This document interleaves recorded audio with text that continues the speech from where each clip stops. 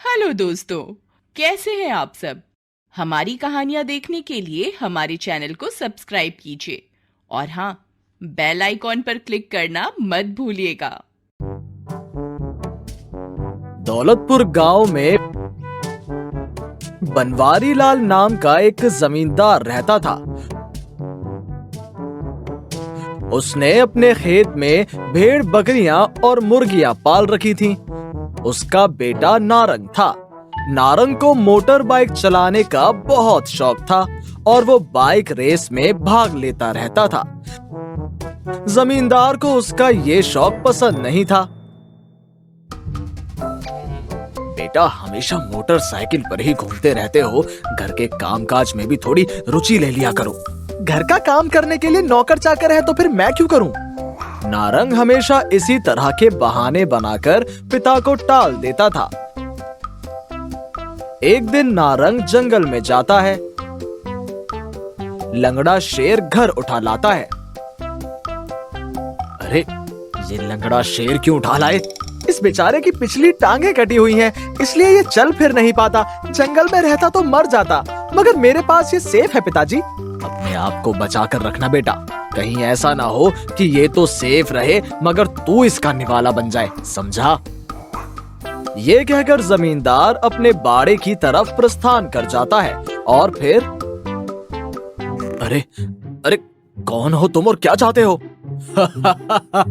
दिखाई नहीं देता कि मैं दानव हूँ। मुझे 2 बकरे चाहिए, मुझे भूख लगी है। तू दानव हो या मानव, भला मैं तुझे अपनी बकरी क्यों दूं? जमींदार की ये बात सुनकर दानव को क्रोध आ जाता है और वो विकराल रूप धारण कर लेता है। अगर तू बकरी नहीं देगा तो मैं तेरे सारे जानवर गायब कर दूंगा। बोल, कर दूं सारे जानवर गायब। दानव का इतना भयंकर रूप देखकर जमींदार डर जाता है और नहीं नहीं, ऐसा मत करो, मैं तुम्हें बकरी दे देता हूँ। उस दिन के बाद दानव पूरे गांव के लिए आफत बन जाता है। गांव वालों को रोज रोज 2 बकरे उसकी भेंट चढ़ाने पड़ते हैं और इसलिए गांव वालों में दानव के प्रति काफी रोष पैदा हो जाता है। जमींदार जी, अगर ये दानव इसी तरह से हमारे जानवर डकारता रहा तो हमारे गांव में तो कोई जानवर बचेगा ही नहीं। हम इस दानव का पेट पाले या अपने बच्चों का, इस निर्दयी का कुछ करते क्यों नहीं? इसे मौत तो भगवान ही दे सकता है।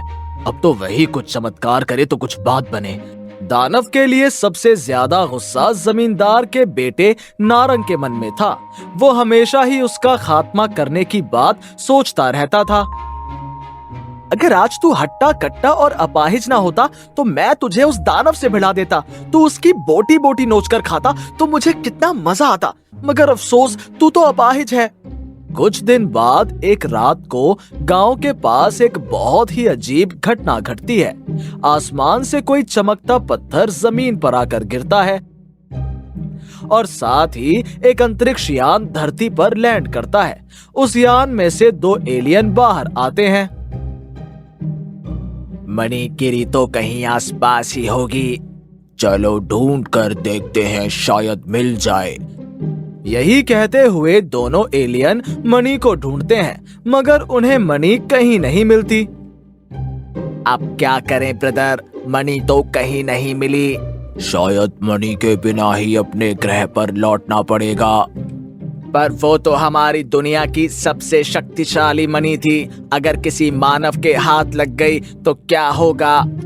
कुछ नहीं होगा, वो मानव मणि की पावर का 3 बार ही इस्तेमाल कर पाएगा। चौथी बार इस्तेमाल करने पर मणि अपने आप राख हो जाएगी। ये कहकर दोनों एलियन अपने यान में सवार होकर वापस चले जाते हैं, मगर किस्मत से नारंग उनकी बातें सुन लेता है। अगर ये मणि मुझे मिल जाए तो मैं इसकी मदद से दानव को खत्म कर सकता हूँ। एक बार दानव खत्म हो तो मणि फिर बेशक राख हो जाए, परवाह नहीं। यही सोचकर नारंग मणि को ढूंढने में जुट जाता है और काफी देर तक ढूंढने के बाद आखिरकार मणि उसे मिल जाती है। अरे शायद यही वो मनी है जिसे एलियन ढूंढ रहे थे। अगर ये वास्तव में पावरफुल निकली तो मैं दानव को अवश्य मार गिराऊंगा। यही सोचकर नारंग मनी को लेकर घर आ जाता है और क्यों ना मैं इस मनी की पावर को अपने शेर पर आजमा कर देखूं। ये कहकर नारंग मनी की पावर का इस्तेमाल अपने शेर पर करता है और मनी की पावर से शेर पल भर में ही बहुत बड़ा हो जाता है। अरे वाह, इस मनी की पावर ने तो कमाल कर दिया। अगर मैं तुझे अपनी मोटरसाइकिल के साथ जोड़ दूं तो गजब हो जाएगा। कोशिश करके देखता हूँ। ये कहकर नारंग मनी की पावर से शेर को बाइक के साथ जोड़ देता है और इस तरह एक अनोखी मैजिकल शेर मोटरसाइकिल तैयार हो जाती है। अरे वाह, ये तो गजब की बाइक बन गई। इस तरह तो मेरे शेर को टांगे भी मिल गई और मुझे धांसू सवारी भी। बल्ले बल्ले हो गई मेरी तो, बल्ले बल्ले। ये कहकर नारंग अपनी मैजिकल बाइक पर सवार होकर गांव में घूमने के लिए निकल जाता है और लोग उसकी इस गजब बाइक को देखकर हैरान रह जाते हैं। अरे देखो देखो, जमींदार के बेटे की मैजिकल लॉयन बाइक तो देखो। अरे वाह, ये तो दुनिया की सबसे अनोखी बाइक है। बाइक की बाइक और ऊपर से शेर की सवारी। अगले ही दिन गांव में बाइक रेस होने वाली थी। नारंग ने इस रेस में हिस्सा लिया और रेस जीत गया। भाई नारंग, रेस जीतने की खुशी में पार्टी हो जाए। पार्टी नहीं, पिकनिक भी होनी चाहिए। हमें भी तेरी मैजिकल लॉयन बाइक पर सवारी करने का मौका मिलना चाहिए। आप लोगों की यही इच्छा है तो चलो। नारंग अपने दोस्तों को अपनी मैजिकल लॉयन बाइक पर बिठाकर जंगल में पिकनिक पार्टी मनाने चला जाता है। वो पार्टी बना ही रहे होते हैं कि तभी वहाँ दानव आ जाता है। अच्छा, तो पार्टी मनाई जा रही है। अब तो मैं भी पार्टी मनाऊंगा। मैं तुम्हें खाकर पार्टी मनाऊंगा। चुप कर स्टूपिड दानव, आज तू पार्टी नहीं बनाएगा बल्कि अपनी जान से जाएगा। जान से मैं नहीं, तुम जाओगे। मैं तुम्हें अभी चट कर जाऊंगा। ये कहकर दानव बड़ा और बड़ा होता जाता है और उसके साथ ही नारंग की मैजिकल लॉयन बाइक भी बड़ी और बड़ी होती जाती है। फिर जैसे ही दानव उनकी तरफ बढ़ता है, बाइक उससे टकराकर उसे भस्म कर देती है। दानव आग की चिंगारी बनकर हवा में खो जाता है। हेलो दोस्तों, कैसे हैं आप सब? हमारी कहानियाँ देखने के लिए हमारे चैनल को सब्सक्राइब कीजिए और हाँ, बेल आइकॉन पर क्लिक करना मत भूलिएगा।